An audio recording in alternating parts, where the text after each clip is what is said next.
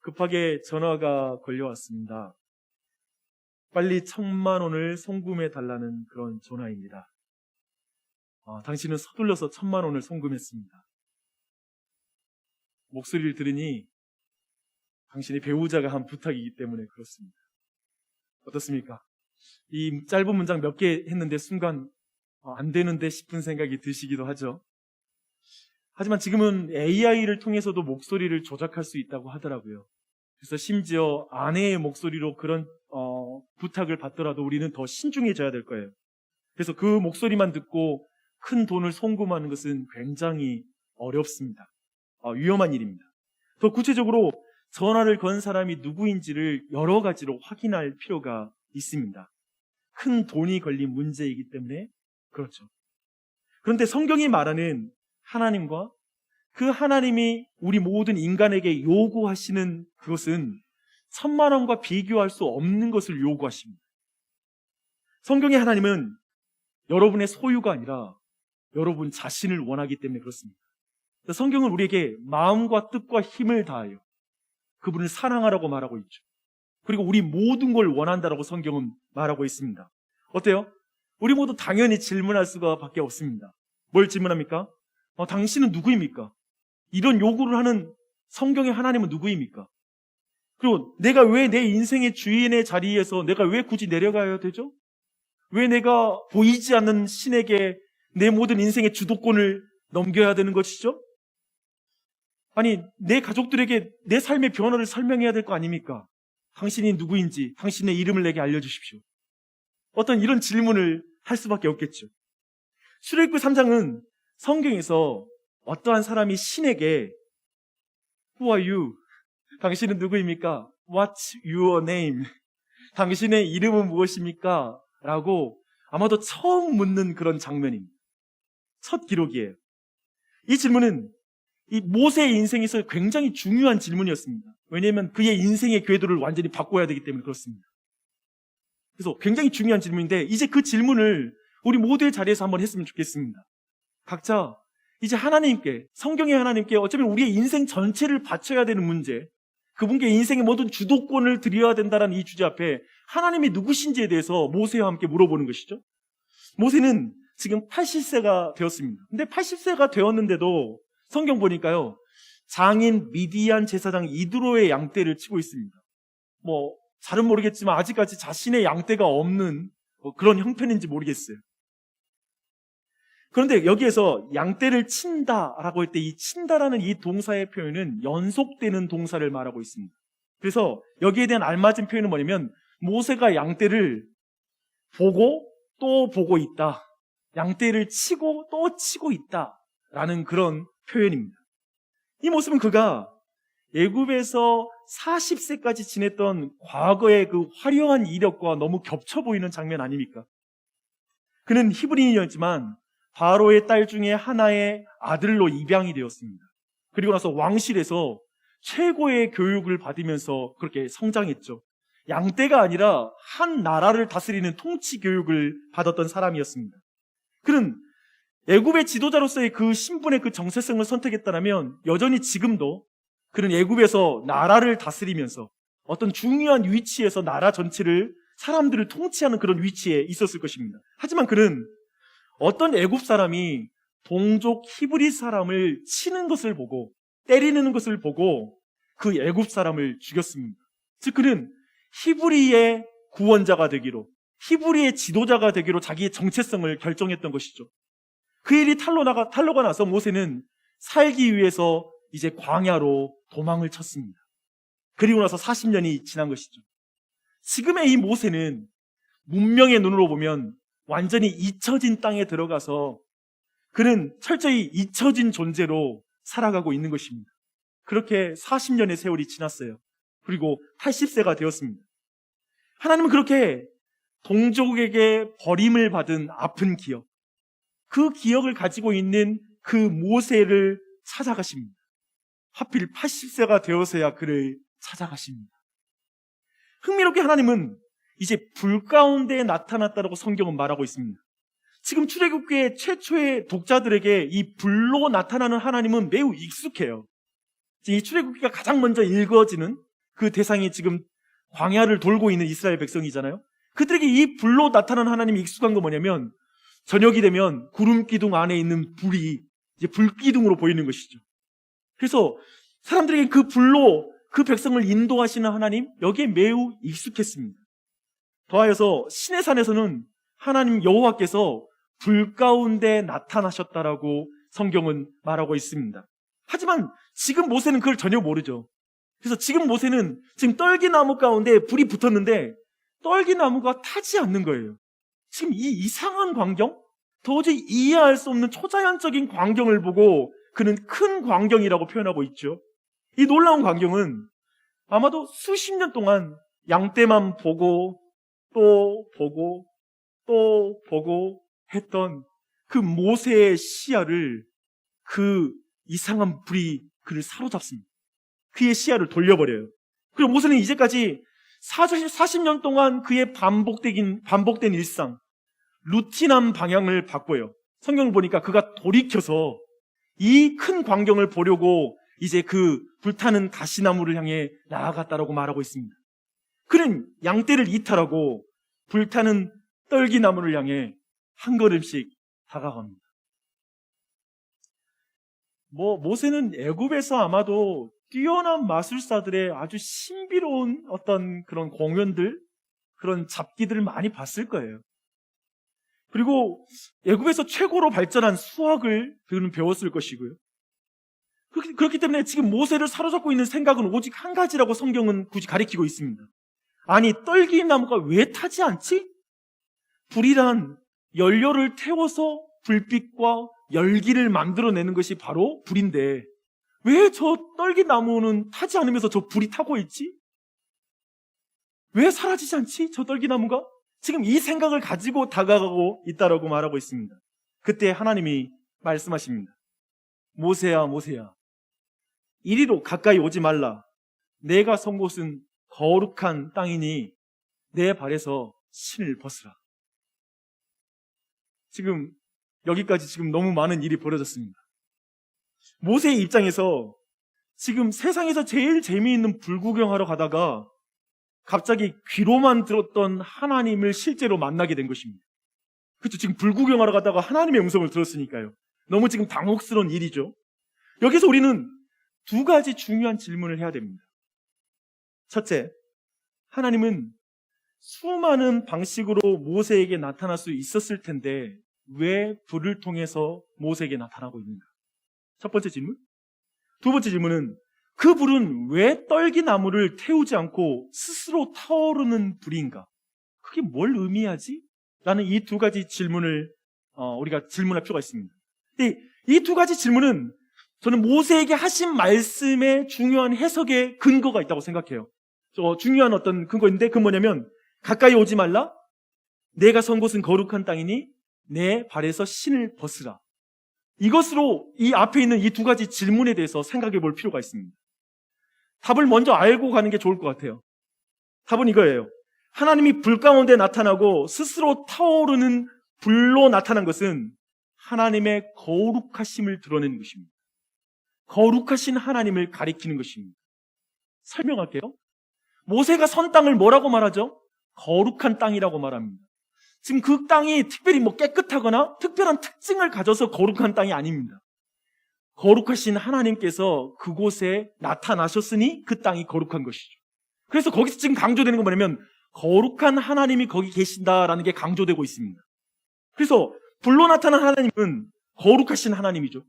그리고 그분께 가까이 오지 말라라는 말씀은 우리가 마치 어린아이들에게, 우리의 자녀들에게 활활 불이 타오를 때 불 가까이 가지 마.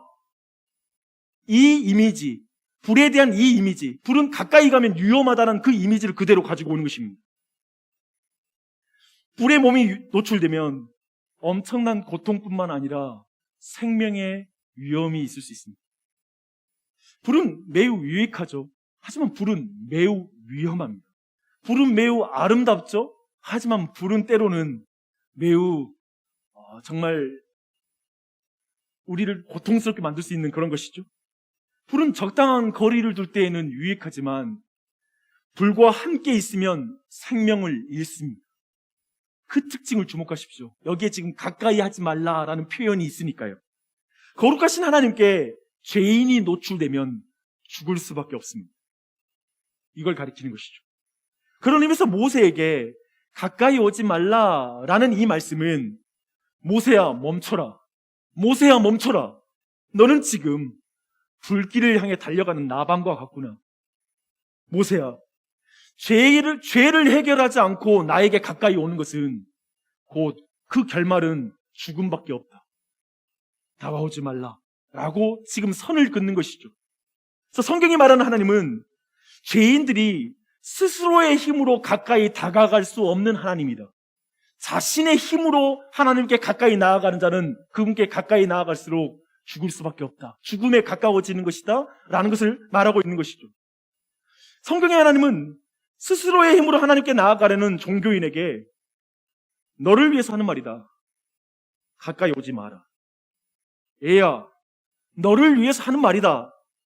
불장난하지 마라. 지금 이 말을 하는 것이죠. 거룩하신 하나님입니다. 이제 스스로 타오르는 불에 대해서 한번 이제 생각해 볼 차례입니다. 그건 무슨 의미일까? 이 세상의 모든 불은 연료를 태우며 불과 열기, 빛을 만들어냅니다. 그런 의미에서 이 세상의 모든 불은 연료를 의지합니다. 연료가 없으면 불도 없죠. 연료가 계속 공급되지 않으면 불은 한시적으로 타오를 뿐이죠. 그래서 모세에게 떨기나무를 소멸하지 않고 불이 계속 타오르는 것은 놀라운 광경이었어요. 거기가 포인트예요. 그렇잖아요? 이 세상 모든 불은 뭔가를 소멸하면서 타게 돼 있잖아요. 근데 이 불은 그렇지 않으니까요.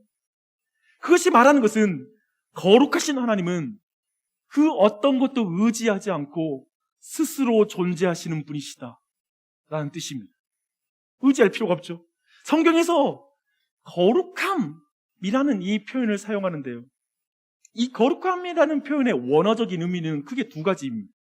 첫 번째는 유니크하다, 매우 독특하다라는 것과 두 번째는 구별됨입니다. 사실 이 둘은 밀접하게 의미가 비슷하죠. 매우 구별된 게 유니크한 것이니까요. 그렇죠?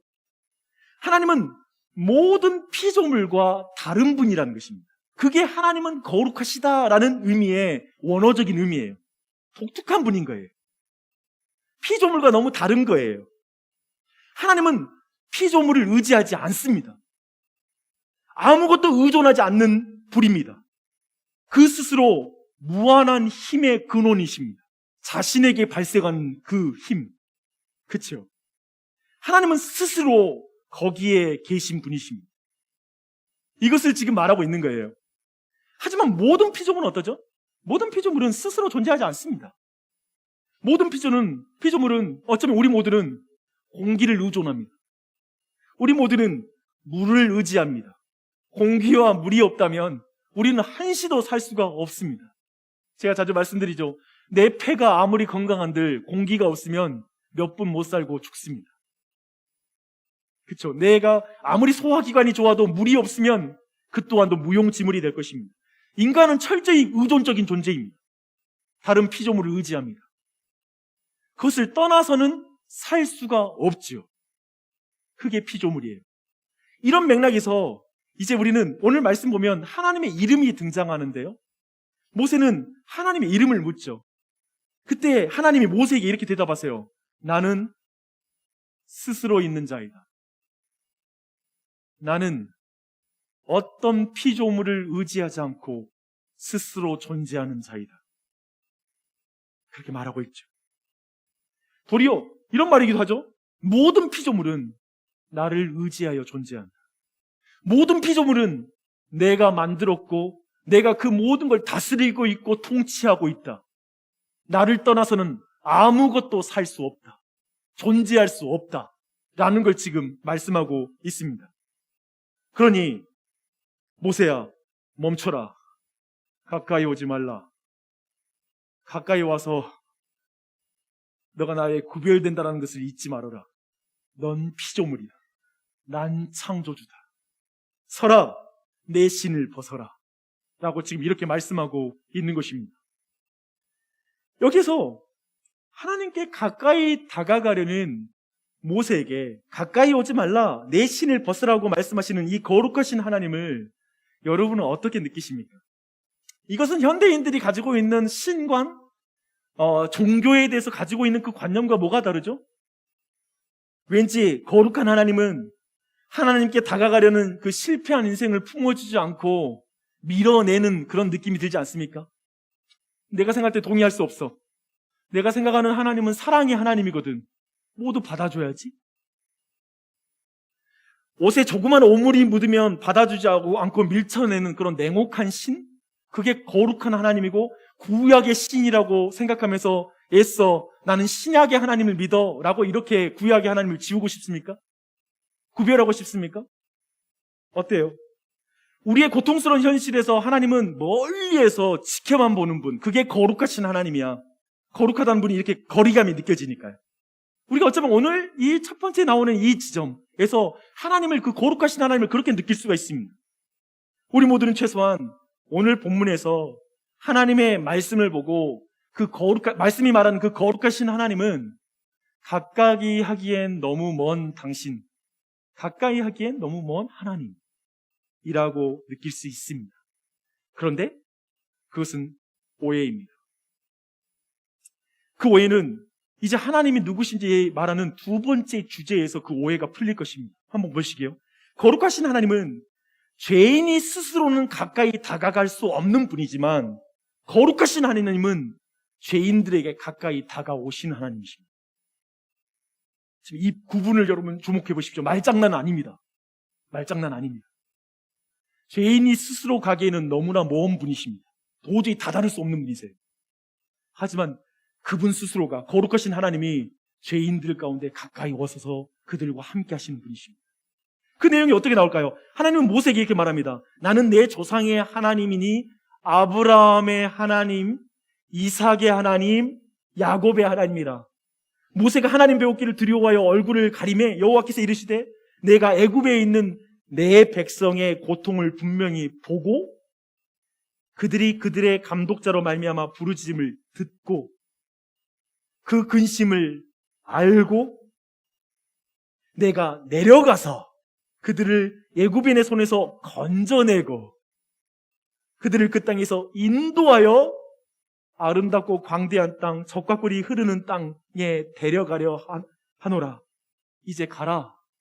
이스라엘 자손의 부르짖음이 내게 달하고 애굽 사람이 그들을 괴롭히는 학대를 내가 보았으니 이제 내가 너를 바로에게 보내어 너에게 내 백성 이스라엘 자손을 애굽에서 인도하여 내게 하리라. 저는 이 말씀 읽는데 너무 벅찬 거예요. 잘 보십시오. 모든 피조물을 창조하고 모든 피조물이 의존한 거룩하신 하나님은 아브라함과 이삭과 야곱의 하나님입니다. 그들을 소유한 하나님이기도 하지만 그들의 하나님이기도 하죠. 그 거룩하신 하나님이 말입니다. 그 거룩하신 하나님은 그 백성들이 처하고 있는 고통스러운 현실을 보고 듣고 알고 있습니다. 보고 듣고 알기만 한다고 생각하는 것이 관념적 신앙이거든요. 우리가 생각하는 거룩한 하나님, 보고 듣고 알면서 저 멀리에 있는 거. 근데 지금 출애굽기는 말한 건 뭐냐면 그가 내려와서 인도하여 약속의 땅으로 데려갈 계획을 가지고 있다는 거예요. 엄청나죠? 그분은 움직이시죠. 멀리, 거룩하신 하나님은 멀리에서 지켜보고 있는 분이 아니시죠.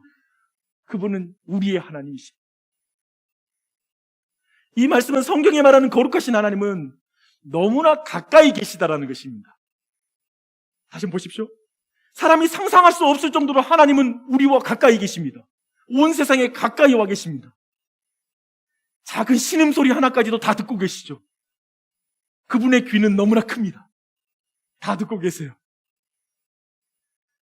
이제 한번 볼까요? 오늘 주제이죠. 지금 우리는 방금 제가 나눴던 두 개의 큰 주제가 충돌한다고 느끼시는 분들이 계실 것입니다. 방금 전에 거룩하신 하나님은 죄인인 모세에게 가까이 오지 말라고 말씀하셨잖아요. 그런데 바로 다음에는 자기 백성과 가까이 계시다고 말씀하고 있고 가까이 하고 싶다고 말씀하십니다. 함께하기를 원한다라고 말씀하고 계십니다. 주목하십시오. 지금 우리가 지금 오늘 본문의 어떤 면에서 오늘 말씀의 설교의 분수령과 같은 위치에 지금 서 있습니다. 지금 하나님은 이렇게 말씀하시는 것과 같습니다. 죄인들아, 너의 힘으로 너의 노력으로 거룩한 나에게 다가오는 모든 시도를 멈춰라. 너의 힘으로 나에게 가까이 오려 할 때 결국 너는 거절과 실패감을 경험하게 될 것이다. 나는 내가 소리 질러야 너의 기도를 들어주는 귀머거리 하나님이 아니다.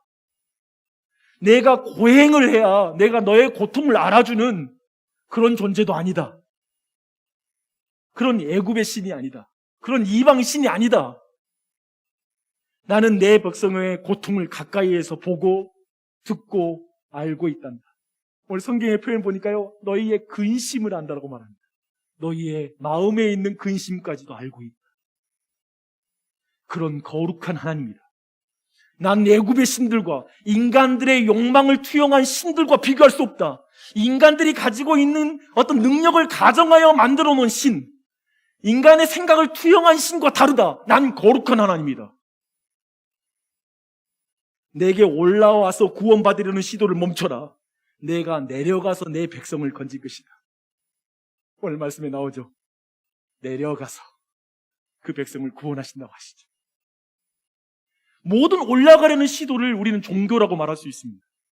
나의 행위와 모든 것으로 인간이 하나님께 달하려고 하는 시도, 그건 종교이죠. 하나님 그걸 거절하시죠. 아니에요. 선을 긋습니다. 나는 너희의 행위로 다다를 수 있을 정도로 그렇게 만만한 존재가 아니다. 너와 다르다 라고 말씀하십니다. 거룩하신 하나님을 우리가 올라가서 만나려고 할 때는 멈추라고 말씀하시고요, 우리의 힘으로 거룩하신 하나님과 가까이 하려고 생각할 때 그 생각을 내려놓으라고 말합니다. 대신 거룩하신 하나님은 죄인들에게 내려오셔서 내가 만나주겠다, 내가 함께 하겠다라고 약속하십니다. 이게 성경과 모든 종교의 차이점입니다.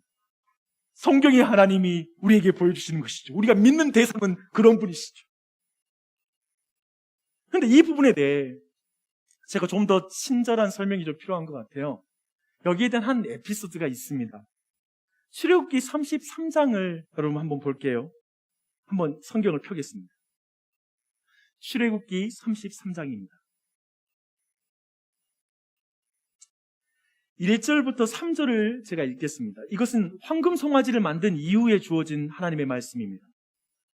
여호와께서 모세에게 이르시되 너는 내가 애굽 땅에서 인도하여 낸 백성과 함께 여기를 떠나서 내가 아브라함과 이삭과 야곱에게 맹세하여 내 자손에게 주기로 한 그 땅으로 올라가라. 내가 사자를 너보다 앞서 보내어 가나안 사람과 아모리 사람과 헷 사람과 브리스 사람과 히윗 사람과 여부스 사람을 쫓아내고 너희를 적과 꿀이 흐르는 땅에 이르게 하려니와, 중요해요. 여기요. 나는 너희와 함께 올라가지 아니하리니 너희는 목이 곧은 백성인즉 내가 길에서 너희를 진멸할까 염려함이니라 하시니. 이 부분입니다. 거룩하신 하나님이 내가 거룩한 나가 너희들과 함께 가다가는 난 그 사이에 너희들이 죄를 범할 때 너희들이 진멸하게 될 것이다. 충돌하게 될 것이라는 거예요. 근데 그 이후의 내용을 33장 12절부터 14절까지, 그러나 하나님 놀랍게도 그 백성과 함께 가나안에 올라가요. 나중에 그 이유가 12절부터 14절에 이렇게 나옵니다. 모세가 여호와께 아뢰되, 중요해요. 모세가 여호와께 아뢰되 보시옵소서 주께서 내게 이 백성을 인도하여 올라가라 하시면서 나와 함께 보낼 자를 내게 지시하시지 아니하시나이다. 주께서 전에 말씀하시기를 나는 이름으로도 너를 알고 너도 내 앞에 은총을 입었다 하셨사온즉 내가 참으로 주의 목전에 은총을 입었사오면 원하건대 주의 길을 내게 보이사 내게 주를 알리시고 나로 주의 목전에 은총을 입게 하시며 이 족속을 주의 백성으로 여기소서. 여호와께서 이르시되 내가 친히 가리라. 내가 너를 쉬게 하리라.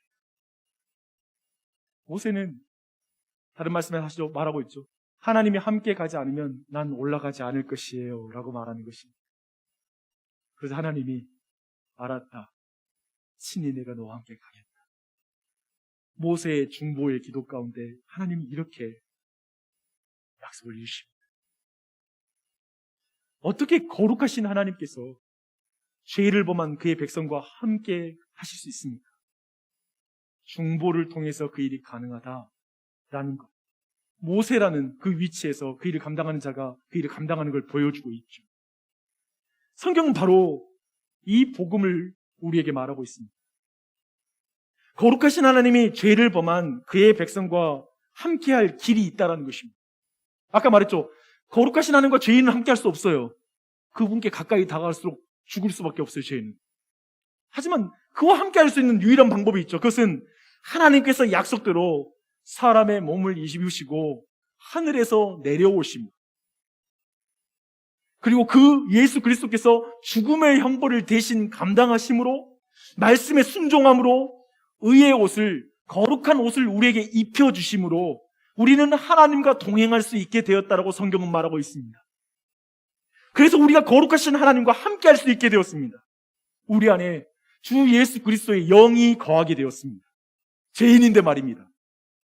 그리고 예수 그리스도의 피로 말미암아 깨끗하게 되었고 성령님이 거할 수 있는 하나님의 전이 되었다라고 도리어 성경은 말하고 있죠. 그 은혜를 받게 된 것입니다. 이것이 저 브리타나 소멸되지 않는 떨기나무보다 더 신비한 일입니다. 보십시오. 브리타나 그 떨기나무가 소멸되지 않아요. 그것처럼 하나님의 그 거룩한 불에 죄인이 소멸되는 것이 아니라 하나님 자신이 자신의 생명을 내어주신 사건. 이게 성경이 말하는 복음입니다.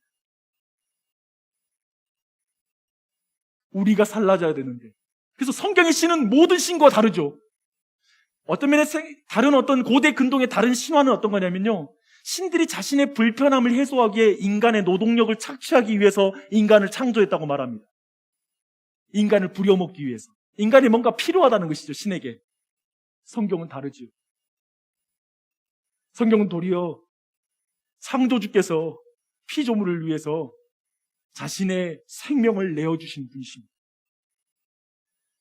그들의 인생을 빨아먹어서 피조물들의 인생과 에너지를 빨아먹어서 살이 찌는 신이 아니라 이 하나님은, 우리의 하나님은 자신의 살과 피를 내어주셔서 죄인들을 살게 하시는 분, 스스로 자존하시는 분.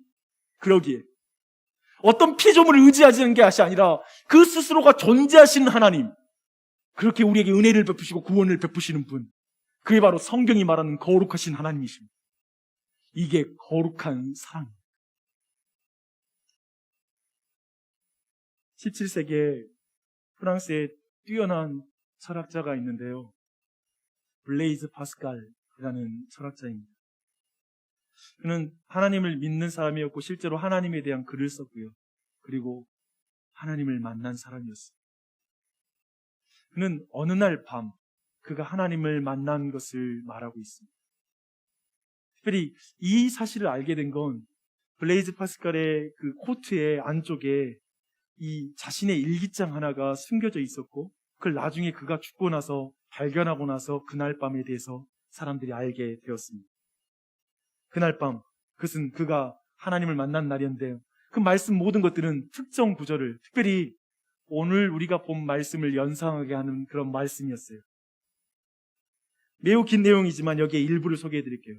이렇게 시작해요. 은혜의 해 1653년 11월 23일 월요일 밤 10시 반경부터 12시 반경에 이르기까지 한 2시간 동안 어떤 기쁜 하나님과의 만남이 있었던 것으로 보입니다. 이렇게 시작합니다. 불, 철학자와 학자들의 신이 아닌 아브라함의 하나님, 이삭의 하나님, 야곱의 하나님. 확신, 감격, 기쁨, 평안. 유일하고 진실하신 하나님과 그 하나님이 보내신 예수 그리스도, 그분을 알므로 얻는 영생. 이런 일기장이 그 품에 그가 간직하고 있었던 것이죠. 철학자들도 하나님의 자존에 대해서 말합니다. 그리고 그들도 그들의 머리의 관념으로 영원이라는 말을 합니다. 신은 영원해야 된다. 이렇게 말하죠. 그런데 그들에게는 그날 밤이 없습니다. 하나님을 만나는 밤, 거룩하신 하나님을 만나는 밤, 불과 같은 하나님을 만나는 밤, 그 밤이 없는 것이죠. 모세에게 그 밤이 있었습니다. 모세에게 그 하나님과의 만나는 그 현장이 있었습니다. 모세는 광야에서 양떼만을 보고 있을 때였죠. 한 번의 실패, 어쩌면 인생의 막다른 골목에서 더 이상 자신의 이름도 지워지고 인생의 미래가 보이지 않는, 그렇게 늙어가는 나이든 노구의 몸으로 여전히 그 나이 먹고도 양떼를 봐야 되는 그런 형편 가운데 살아가는 인생이었죠.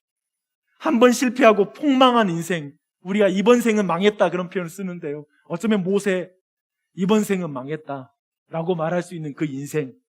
그래서 메인스트림에서 완전히 소외되어서 이제는 그 주변부에서 아무도 사람들이 찾지 않는 잊혀진 땅에서 그렇게 목자로서 인생을 마무리하는 그 순간 하나님이 그를 만나주십니다. 그를 찾아오십니다. 사랑하는 여러분, 그 하나님이 우리를 찾아오십니다. 모세는 불로 나타나는 하나님을 만납니다. 거룩한 하나님 말입니다. 아까 말한 것처럼 철학자들도 하나님의 자존에 대해서 말하고 있고 하나님의 영혼에 대해서 말하고 있습니다. 하지만 그 하나님을 만나지를 못합니다. 그 거룩한 하나님을 만나지 못해요. 이건 완전히 다르죠.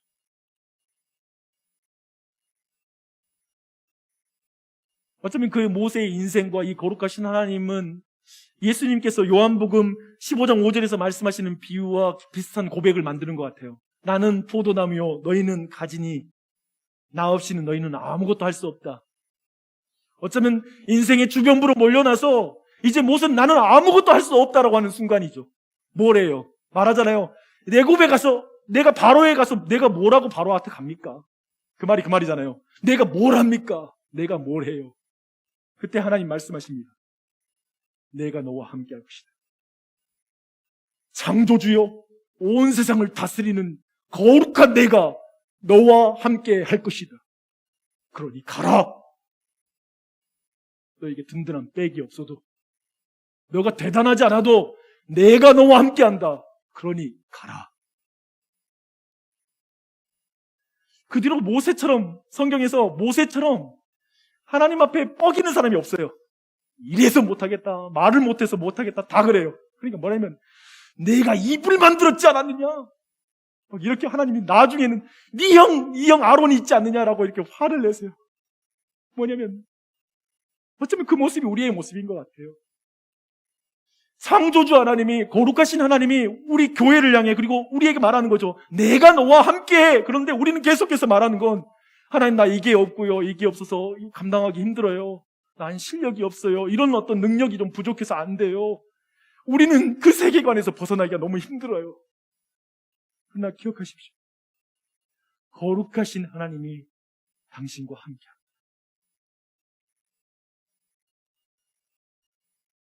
오늘 이 문답을 이렇게 말하죠. 하나님은 어떤 분이십니까? 하나님은 모든 사람과 모든 것을 지으시고 보호하시는 분입니다. 그분의 능력과 완전함, 선하심, 영광, 지혜, 공의, 진리는 영원하고 무한하며 변함이 없습니다. 모든 것은 그분으로 말미암아 그분의 뜻을 따라 일어납니다.